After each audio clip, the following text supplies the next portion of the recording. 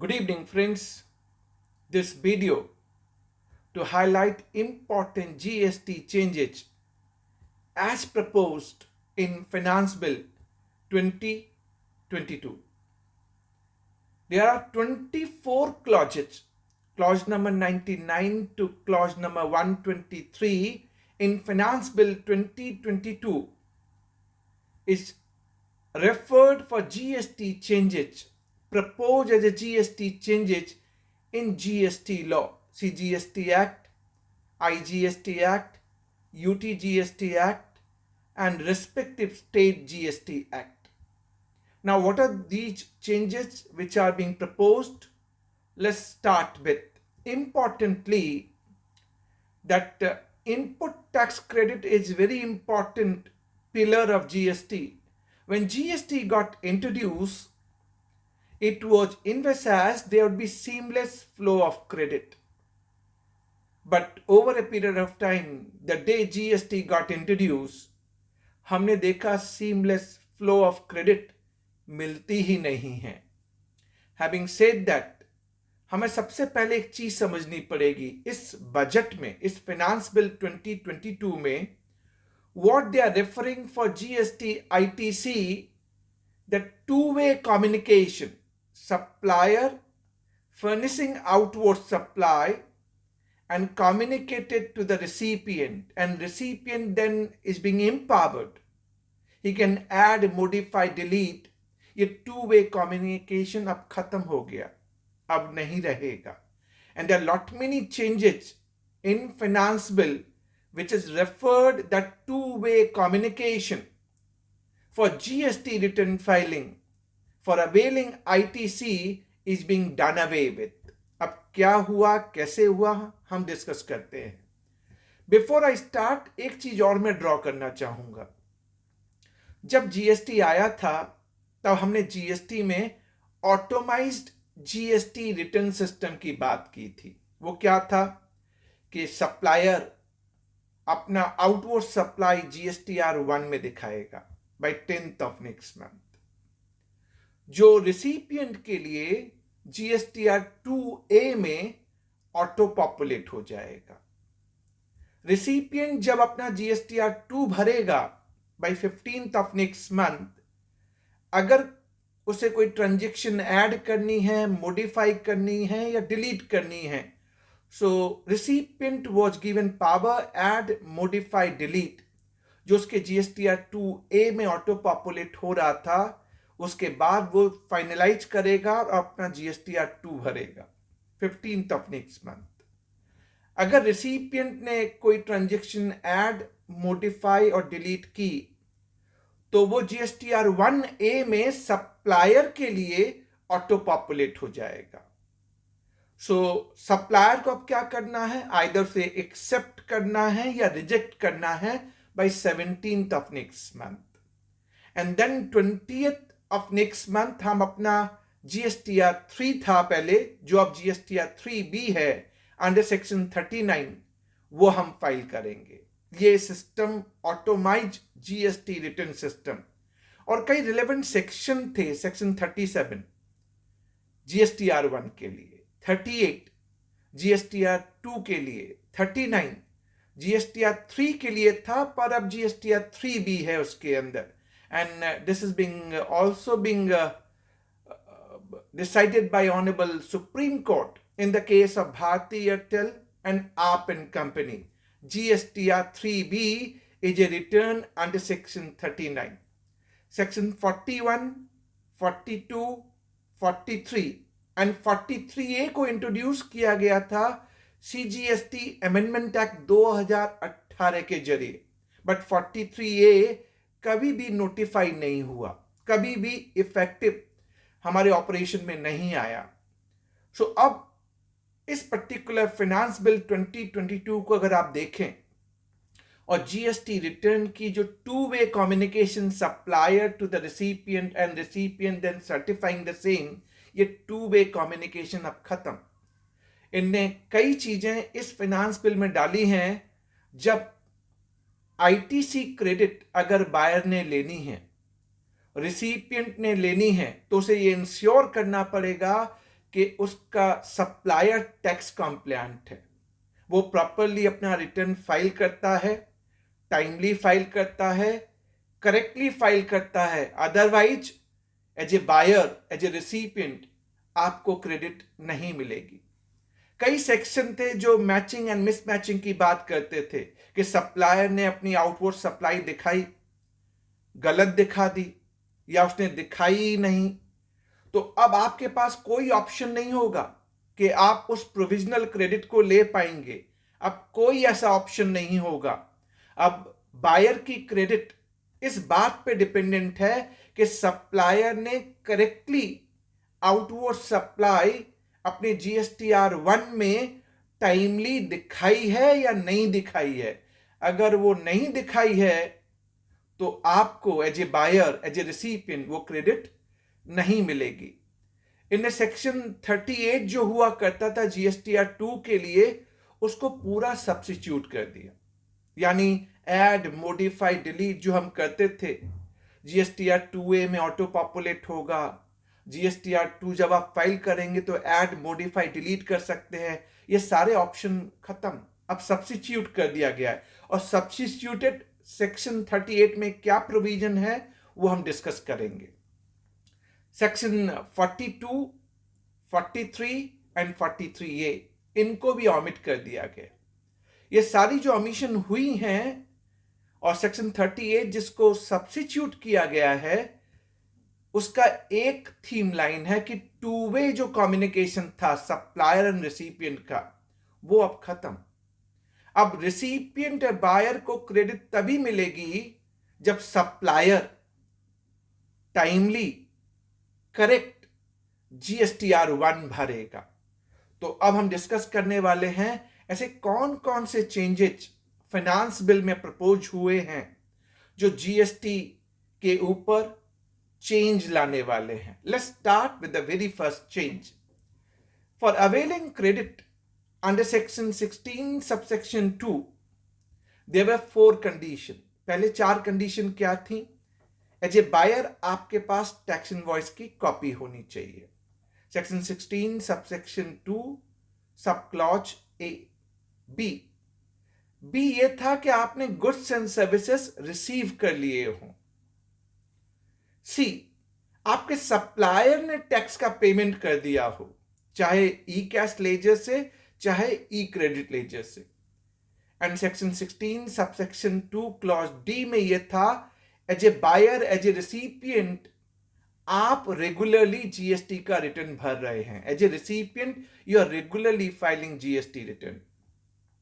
5वीं condition, finance bill 2021 जो पिछली साल बजट आया था, उसमें एक और कंडीशन ऐड की गई sub clause AA under section 16 subsection 2 के अंदर। वो क्या ऐड की गई कि जिस इनवॉइस एंड डेबिट नोट पे आप as a buyer, recipient credit ले रहे हैं, वो invoice and debit note supplier ने अपनी आउटवर्ड सप्लाई में फर्निश कर दी हो, जीएसटीआर 1 में फर्निश कर दी हो, and it must be communicated to the recipient in GSTR 2B। in GSTR 2B ये एक 5वीं कंडीशन थी जिसको 1 जनवरी 2022 से इफेक्टिव किया गया। अब 6वीं condition, 6th condition now being introduced, and this is subclause BA under section 16 subsection 2। यानी 5 कंडीशन आपको पहले सेटिस्फाई करनी थी। अब एक और कंडीशन जो इस फाइनेंस बिल 2022 में इंसर्ट की गई है, और वो क्या कंडीशन है, बहुत इंपॉर्टेंट है, आप सुनिए। आईटीसी बायर को मिलेगी, ITC is available to the buyer if that is being furnished and communicated। furnished mean GSTR 1 में furnish हो और वो communicated की गई हो recipient को, और communicated किस में होगी? GSTR 2B में, right? further वो restricted नहीं होनी चाहिए as per section 38। so यानी 6वीं कंडीशन सेक्शन 16 सबसेक्शन 2 सब क्लॉज बी ए अब आपसे कहती है कि Bimal, now your credit is dependent and it is available to you only when outward supply is furnished by the supplier. It is GSTR1 and that is being auto-populated in auto-generated statement, which is GSTR2B, and that is not restricted under section 38. So अब आपको यह समझना पड़ेगा कि section 38 में क्या restrict कर दिया गया। अब सेक्शन 38 में वापस पहुंचते हैं। सेक्शन 38 में कहता है कि आपके पास दो तरह की क्रेडिट है। एक आईटीसी जो अवेलेबल है, यानी आपके सप्लायर ने आउटवर्ड सप्लाई GSTR1 में दिखाई हो, जो ऑटो पॉपुलेटेड हो गई हो, ऑटो जनरेटेड स्टेटमेंट जो GSTR2B है उसमें आ गई हो और आपको आईटीसी मिलेगी। लेकिन ITC can't be availed in given 6 situation. So restriction जो डाला गया सेक्शन 38 में, और सेक्शन 38 को सब्स्टिट्यूट कर दिया गया है, और उन्हें जो 6 कंडीशन आपके लिए डाली हैं वो 6 कंडीशन क्या हैं आप सुनिए। पहली कंडीशन, अगर आपने नया रजिस्ट्रेशन लिया है तो even there would be specified period जिसमें आपको इनपुट टैक्स क्रेडिट नहीं मिलेगी, as may be prescribed. So यानी ये प्रेस्क्राइब्ड होगा, पर कंडीशन ये है for new registration taken by the registered person for initial period of registration he will not be allowed to avail the credit as may be prescribed. So ये अभी आगे हमें मालूम पड़ेगा कि किस तरह के रूल आएंगे इसके लिए। अदरवाइज अगर हम नॉर्मल प्रोविजन जीएसटी में देखें, if I am suppose to take registration, so मुझे 30 डेज में रजिस्ट्रेशन लेना होता है। अगर मैं 30 डेज में रजिस्ट्रेशन ले लिया तो मुझे पुराने पिछले 1 साल की पूरी क्रेडिट मिलती है, उस क्रेडिट को मैं लेता हूं। अब ये कंडीशन जो सेक्शन 38 में डाल दी गई वो ये कहता है कि जो नए रजिस्ट्रेशन ले रहे हैं उनके लिए एक स्पेसिफाइड पीरियड होगा जिसमें आपको क्रेडिट नहीं मिलेगी, एज में बी प्रिस्क्राइब्ड। तो हमें वेट करना पड़ेगा कि प्रोविजन क्या आने वाला है। अब दूसरी कंडीशन आप सुनिए, दूसरी कंडीशन हमारी है क्या। दूसरी कंडीशन में वो ये कहता है कि बिमल, जो आपकी आउटवर्ड सप्लाई पे जो टैक्स लायबिलिटी है जो आप GSTR1 में दिखा रहे हैं, if it is exceeding in GSTR1 versus tax liability in GSTR3B, यानी 1 में जो आपने दिखाया वो एक्सीड कर रही थी 1 लाख रुपए, मान लीजिए 1 लाख रुपए की लायबिलिटी थी, और 3B में आपने 50,000 रुपए की लायबिलिटी दिखाई, एक्सीड कर रही है, और गवर्नमेंट आपको एक स्पेसिफाइड लिमिट देगी कितनी लिमिट तक आप इसको डिफरेंस को रख सकते हैं, जो लिमिट अभी प्रिस्क्राइब नहीं है। अभी जीएसटी एंड कॉमन पोर्टल पे आपने देखा होगा उन्होंने एक सिस्टम इंप्लीमेंट किया है कि अगर 10% से ज्यादा अगर डिफरेंस है तो आपका रजिस्ट्रेशन कैंसिल हो सकता है, इस तरह की बात। लेकिन अब सेक्शन 38 के अंदर प्रोविजन डाल दिया, if there is difference of output tax on your outward supply as shown in GSTR1 versus GSTR3B, and that is beyond specified limit, and that limit would be prescribed in time to come. Second region ये हो गया। Third reason जो आपका बनता है कि आपने जो क्रेडिट ली, क्रेडिट आप किस में लेते हैं? GSTR3B में, and that is having differences with the credit auto populated in GSTR2B, यानी 3B में 1 लाख रुपए की क्रेडिट ले ली, पर 2B में 50,000 रुपए आ रहे हैं। तो अगर ये बियॉन्ड स्पेसिफाइड लिमिट है, और स्पेसिफाइड लिमिट अभी होगी, बताएंगे ये कि हम कितना परसेंटेज स्पेसिफाइड लिमिट को मानेंगे। ये तो प्रोविजन है जिसको अब सब्स्टिट्यूट करके सेक्शन 38 के अंदर डाला गया है। अगर डिफरेंस रहेगा credit in 3B versus GSTR2B, that may be another reason for restriction not getting the credit. You can't avail the credit. Fourth condition, आप एज ए रजिस्टर्ड पर्सन आपने पेमेंट नहीं किया टैक्स का, you are not making payment of tax, आप tax का payment नहीं कर रहे, and your default continues beyond a specified period. अब वो स्पेसिफाइड पीरियड क्या होगा, there would be clarity and they will provide period क्या होगा। You are defaulter in payment of tax and you continue to default, a condition for restriction for ITC availment. अब जो पांचवी condition बनती है वो ये बनती है कि आपको याद होगा रूल 86B आया था 1 जनवरी 2021 से, जिसको सेक्शन 49 सब सेक्शन 12 के अंदर अब इनने प्रपोज कर दिया है। इनने कहा है कि आपका जो ई क्रेडिट लेजर होगा उसमें आपको एक लिमिट दी जाएगी, आप अपने ई क्रेडिट लेजर को कितना यूज कर पाएंगे। रूल 86B में 86B के अंदर 99% था, तो यानी ये 98 भी हो सकता है, 97 भी हो सकता है, 96 भी हो सकता है, हमें नहीं मालूम। इन्हें यह कहा कि जो 49 सबसेक्शन 12 जो रूल 86B को नाउ अब बैकिंग करता है, 86B को बैक करता है, इसके पहले ऐसा कोई प्रोविजन नहीं था। इसलिए हमने कहा भी था कि रूल 86B जो आपके ई क्रेडिट लेजर में कहता था कि आप 99% ही यूज कर पाएंगे, ऐसा कोई प्रोविजन एक्ट में नहीं था। अब इनने डाल दिया और कहा अगर आपने वायोलेशन किया इस प्रोविजन का तो आपकी आईटीसी को रिस्ट्रिक्ट कर दिया जाएगा, या कोई स्पेसिफाइड क्लास ऑफ पर्सन जिसको जीएसटी काउंसिल रिकमेंड करेगी कि आपको क्रेडिट नहीं मिलेगी, तो उन बंदों को क्रेडिट नहीं मिलेगा।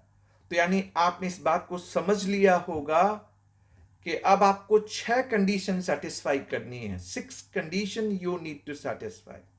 और वो 6 कंडीशन क्या है, मैंने बहुत क्लियरली आपको समझाया कि पहला, as a buyer, as a recipient, section 16 subsection 2 के अंदर सब क्लॉज ए, आपके पास टैक्स इनवॉइस की कॉपी होनी चाहिए। सब क्लॉज बी, आपने गुड्स एंड सर्विसेज रिसीव कर लिए हो। सब क्लॉज सी, आपके सप्लायर ने टैक्स का पेमेंट कर दिया हो, चाहे वो ई कैश लेजर से या ई क्रेडिट लेजर से। चौथा, कि एज ए बायर आप रेगुलरली जीएसटी का रिटर्न भर रहे हैं।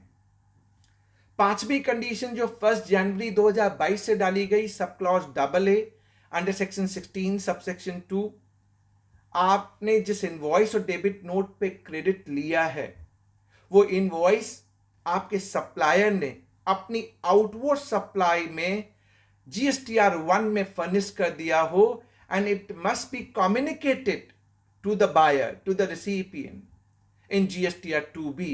और छठी कंडीशन क्या है, जो कंडीशन इस फाइनेंस बिल में क्लॉज 99 में प्रपोज की गई है कि आपको आईटीसी मिलेगी, recipient will get the ITC only when details furnished by the supplier in outward supply in its GSTR 1, and that is getting auto-populated in auto-generated statement GSTR 2B, provided it is not restricted under section 38.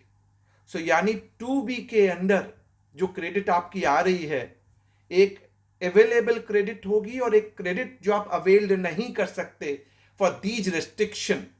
6 condition मैंने आपको बता दी जो restriction under section 38 substituted.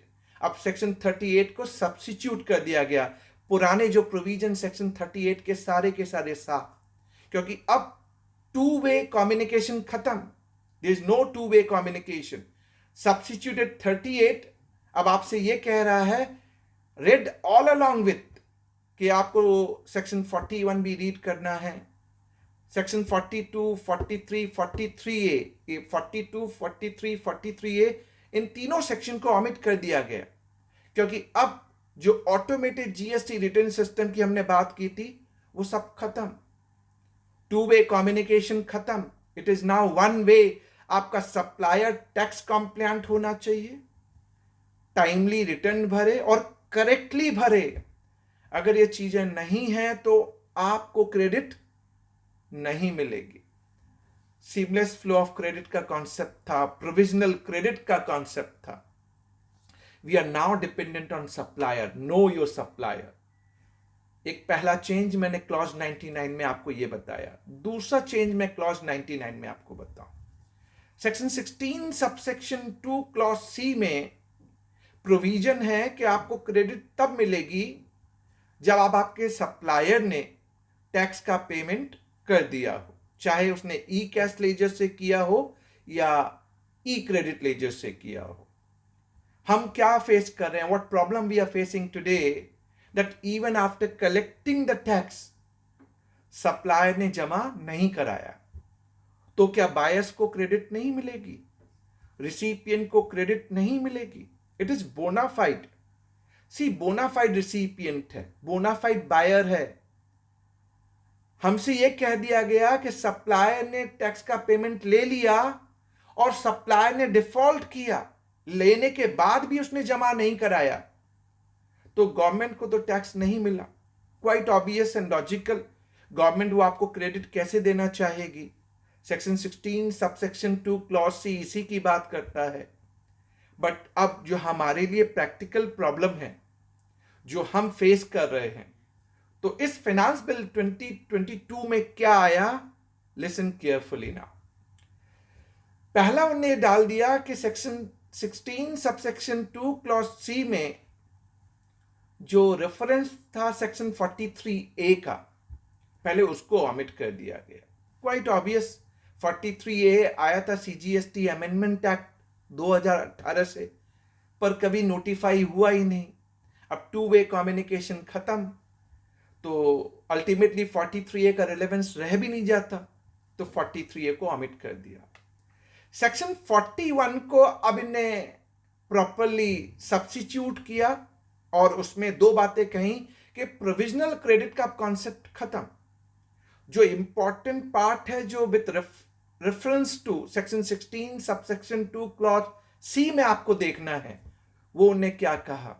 वो उन्हें ये कहा कि बिमल, अगर आपके सप्लायर ने टैक्स का पेमेंट नहीं किया है और आपने एज ए बायर रिसिपिएंट अगर क्रेडिट ले ली है, तो आपको वो क्रेडिट नहीं मिलेगी। आपको उस क्रेडिट को रिवर्स करना पड़ेगा along with interest at the rate of 18% per annum. आपको रिवर्स करना पड़ेगा। जब आपका सप्लायर उस टैक्स का पेमेंट कर दे, तो आप उसकी रिक्रेडिट ले सकते हैं, लेकिन जो इंटरेस्ट आपने पे किया वो लॉस, वो कॉस्ट है आपके लिए। यानी आपका सप्लायर अगर उसने टैक्स जमा नहीं कराया और आपने क्रेडिट ले ली, तो उस क्रेडिट को आपको रिवर्स करना पड़ेगा along with interest at the rate of 18% per annum। और जब सप्लायर उस टैक्स का पेमेंट कर दे, तो आप उसकी रिक्रेडिट ले सकते हैं। अब दो तीन बातें इसमें इंपॉर्टेंट हैं जो हम समझ लें। ये सप्लायर ने टैक्स का पेमेंट नहीं किया और आप रिक्रेडिट ले सकते हैं जब सप्लायर टैक्स का पेमेंट कर देगा। ये जो प्रोविजन आया है, इसको इन आइसोलेशन में रीड मत कीजिएगा। ये तब तक है जब तक डिपार्टमेंट आपके अगेंस्ट में 74 की प्रोसीडिंग्स इनिशिएट नहीं करता। 74, सेक्शन 74 जो फ्रॉड केसेस के लिए है। अगर सेक्शन 74 फ्रॉड केसेस की प्रोसीडिंग्स इनिशिएट हो गई, तो आपको आईटीसी नहीं मिलेगा, वहां डिस्प्यूट करने लगेंगे डिपार्टमेंट। और रिक्रेडिट की जब बात कर रहा है, तो कई बार हमारे सामने प्रोविजन आते हैं ना कि सर रिक्रेडिट की बात कर रहा है, तो टाइम लिमिट का जो प्रोविजन है सेक्शन 16 सबसेक्शन 4, जिसमें time limit to avail credit है, वो प्रोविजन इन्वोक होगा क्या? रिक्रेडिट के लिए आप मान के रखिए कोई टाइम लिमिट नहीं होती, क्योंकि टाइम लिमिट होती है जब फर्स्ट टाइम आप क्रेडिट लेते हैं। रिक्रेडिट जब आप लेते हैं तब सेक्शन 16 सबसेक्शन 4 कभी एप्लीकेबल नहीं होता है ना। अगर within 180 days if recipient fails to pay within 180 days from date of issuance of invoice, तो आपको क्रेडिट रिवर्स करनी पड़ती है अलॉन्ग विद इंटरेस्ट। आप उस क्रेडिट को ले सकते हैं जब आप पेमेंट कर देते हैं as a buyer, as a recipient, जब आप पेमेंट कर देते हैं, बट इंटरेस्ट का लॉस होता है। तो जो रिक्रेडिट हम लेते हैं वहां time limit of section 16 subsection 4 is not applicable. Similar is the case here, but now why they have brought this provision under section 41, which is now giving a proper backing to section 16 subsection 2 clause C. देखिए बहुत सारे court cases चल रहे हैं और court cases में यही चल रहा है कि सर सप्लायर डिफॉल्टर है, रिसिपिएंट की क्रेडिट को आप क्यों डिनाई कर रहे हैं। तो ये कोर्ट में आप कहने वाले हैं, डिपार्टमेंट कोर्ट में कहने वाला है सर हम तो क्रेडिट दे रहे हैं, इनको सप्लायर टैक्स का पेमेंट कर दे, हम इनको रिक्रेडिट दे रहे हैं, ये प्रोविजन हमने डाला है।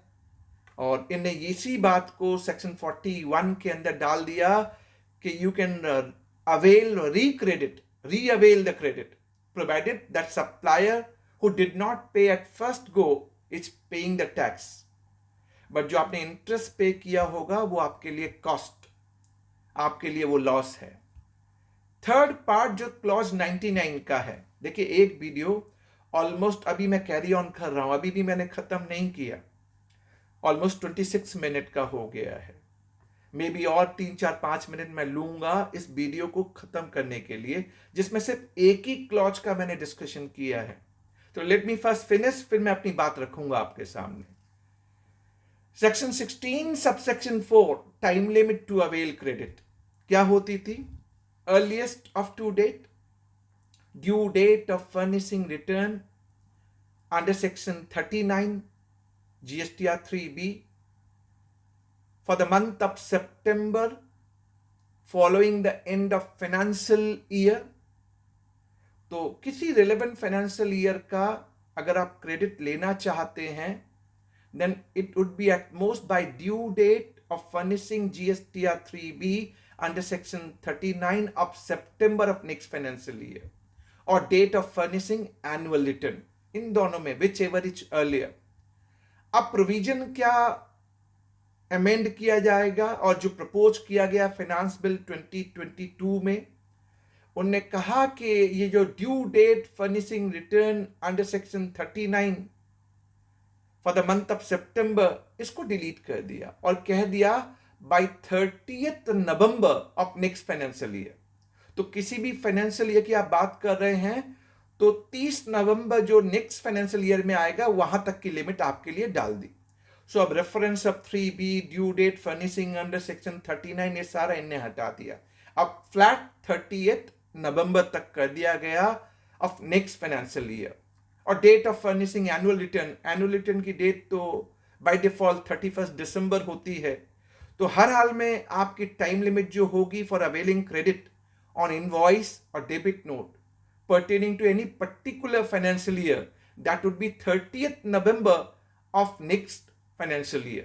Clarity, इसमें दो बातें मैं एक बात मेरी आपके सामने ये इंपॉर्टेंट है कि डेबिट नोट के लिए एक प्रोविजन चेंज हुआ था। क्या प्रोविजन चेंज हुआ था कि डेबिट नोट जो डेटेड होते हैं, तो कई बार डेबिट नोट में एक डिस्प्यूट इस चीज का होता था कि debit note pertaining to my previous invoice date, किसी इनवॉइस से रिलेटेड है पर करेंटली डेटेड है, तो जो डेबिट नोट पे करंट डेटेड होगी उससे आप डिटरमाइन करेंगे। तो मान लीजिए अगर डेबिट नोट आज की डेट में अगर इश्यू हो रहा है, अगर आज हम 2 फरवरी 2022 की बात कर रहे हैं, तो हम 21-22 का पीरियड देखेंगे for availing time limit under section 16 subsection 4 to avail the credit. So आपको ध्यान रखना है कि अब जो डेट डेबिट नोट पे होगी वो डेट रिलेवेंट होगी, अंडरलाइंग इनवॉइस पे क्या डेट थी उससे आप डिटरमाइन नहीं करेंगे। तो ये सारे चेंजेस जो थे वो पर्टेनिंग टू क्लॉज 99 जो हमारी इनपुट टैक्स क्रेडिट पे टू वे कम्युनिकेशन को खत्म करता है। हमारे जो आईटीसी मैचिंग एंड मिसमैचिंग के जो रिलेवेंट सेक्शन थे, सेक्शन 42, 43, 43A को ऑमिट कर दिया गया। सेक्शन 38 जो जीएसटीआर 2 के लिए होता है उसको सब्स्टिट्यूट कर दिया गया, यानी जो पहले प्रोविजन होते थे ऐड, मॉडिफाई, डिलीट, यानी 2A में जो ऑटो पॉपुलेट होगा, फिर आप ऐड मॉडिफाई डिलीट करके GSTR 2 फाइल करेंगे, ये सारे कॉन्सेप्ट खत्म। और 6 कंडीशन अब आपके लिए सेक्शन 16 सबसेक्शन 2 में होंगे for availing input tax credit with the restriction as provided. 6 condition section 38 में है। और देन आपको सेक्शन 16 सबसेक्शन 2 क्लॉज सी के लिए सेक्शन 41 में भी जाना पड़ेगा, जहां ये कहा गया है कि अगर सप्लायर ने टैक्स का पेमेंट नहीं किया तो आपको क्रेडिट आपको रिवर्स करनी पड़ेगी अलॉन्ग विथ इंटरेस्ट, और आपको तब मिलेगी जब आपका सप्लायर उसका पेमेंट करेगा। लेकिन आपको ध्यान रखना है कि रिक्रेडिट के लिए सेक्शन 16 सबसेक्शन 4 एप्लीकेबल नहीं होता, बट आपको ध्यान रखना पड़ेगा सेक्शन 74 की कोई प्रोसीडिंग्स आपके अगेंस्ट में इनिशिएट नहीं होनी चाहिए। अदरवाइज देयर सेपरेट प्रोविजन कि अगर सेक्शन 74 की प्रोसीडिंग्स इनिशिएट हो गई तो वो आपको क्रेडिट नहीं लेने देगा। That's what the summary of this particular video only on clause 99 of finance bill 2022। ये कब से नोटिफाई होगा? पहले फाइनेंस बिल पास होगा, फिर उसके बाद नोटिफाई होगा under all this law CGST, IGST, UTGST and SGST from a date to be notified. यानी छठवीं कंडीशन जो हमने डिस्कस की, it is to be effective from a date to be notified. अभी नोटिफाइड नहीं है। And it is prospective clause, कोई retrospective clause भी नहीं है। तो जिस दिन नोटिफाई होगी उस दिन से हमें 6 कंडीशन को फॉलो करना पड़ेगा। Thanks for watching. एक क्लॉज को डिस्कस करने के लिए मैंने 32 मिनट, ऑलमोस्ट 32 मिनट्स मैंने लिए हैं। And I tried my best कि मैं आपको प्रॉपर तरीके से इस क्लॉज को एक्सप्लेन करूं, जिससे आपको क्लैरिटी हो कि इस पर्टिकुलर क्लॉज 99 में ITC से रिलेटेड 2-वे कम्युनिकेशन खत्म। नाउ आपका सप्लायर, नो योर सप्लायर, आपकी क्रेडिट आपके सप्लायर पे डिपेंडेंट होने वाली है। Thanks for watching, stay tune. Lot many changes जो फाइनेंस बिल 2022 में है, आप मेरे यूट्यूब पे बने रहिए, सब्सक्राइब कीजिए। ये सारे चेंजेस एक एक क्लॉज करके मैं आपके सामने लाऊंगा और डिटेल में लाऊंगा, so that you get A clarity कि क्या चेंज GST में प्रपोज किए गए हैं in this union budget 22-23। Thanks for watching. Thank you very much.